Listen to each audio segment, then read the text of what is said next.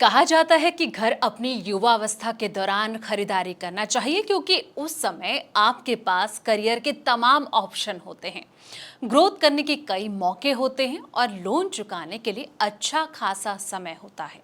लेकिन कई बार जिम्मेदारियों के कारण लोग ये फैसला लेने में लेट हो जाते हैं और 40 के आसपास लोन लेकर मकान खरीदते हैं।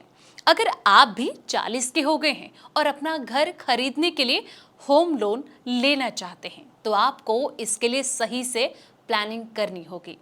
जानिए 40 के बाद होम लोन लेते समय किन बातों का ध्यान रखना चाहिए। नमस्कार, मैं हूं संध्या बिष्ट और आप देख रहे हैं ईटी हिंदी।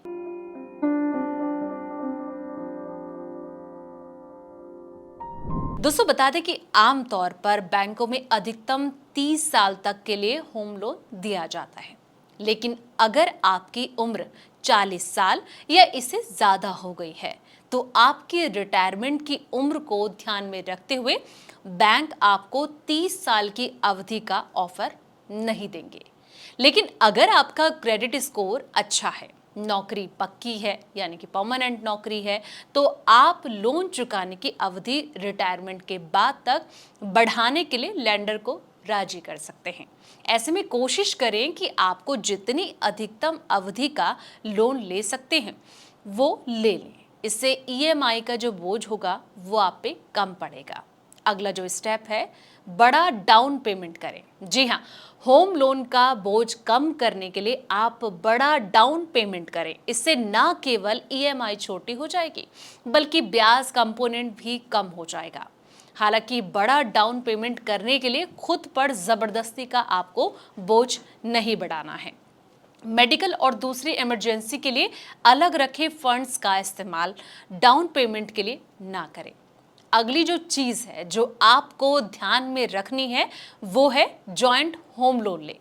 अगर आप और आपका लाइफ पार्टनर दोनों कमाते हैं तो आप उनके साथ मिलकर जॉइंट होम लोन का ऑप्शन चुन सकते हैं।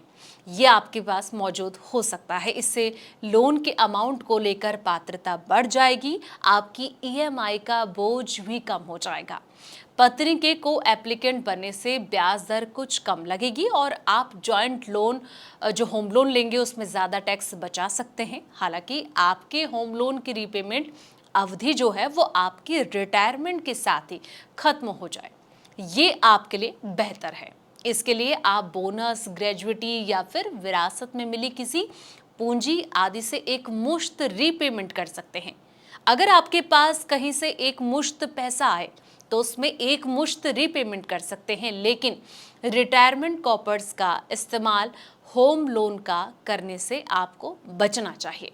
आजकल बहुत सारे होम लोन प्रोवाइडर हैं, उनमें से आपके लिए कौन सा बेहतर है ये चुनने के लिए ठीक से आपको रिसर्च करनी चाहिए। इसको नज़रअंदाज ना करें। बेहतर लेंडर चुनने के लिए आपको केवल ब्याज दर को ही नहीं देखना चाहिए बल्कि कई सारे पैरामीटर पर विचार करना चाहिए। आपको लेंडर की रेपुटेशन और साथ ही क्रेडिबिलिटी, सही घर चुनने के लिए आपको सलाह देने की लेंडर की क्षमता, रीपेमेंट की फ्लेक्सिबिलिटी और साथ ही ये तमाम चीज़ें हैं जिसका आपको आकलन करना चाहिए। इसके अलावा ऐसा लेंडर चुने जो फॉर्मेलिटीज़ और साथ ही पेपर वर्क कम से कम आपसे करवाए। तो अगर आपने इन सब बातों का ध्यान रख लिया तो 40 की उम्र में भी आप अच्छा खासा होम लोन तैयार कर सकते हैं, आपको इजीली मिल सकता है। फिलहाल इस वीडियो में इतना ही। जानकारी भरे ऐसी और वीडियोस के लिए आप देखते रहें ईटी हिंदी।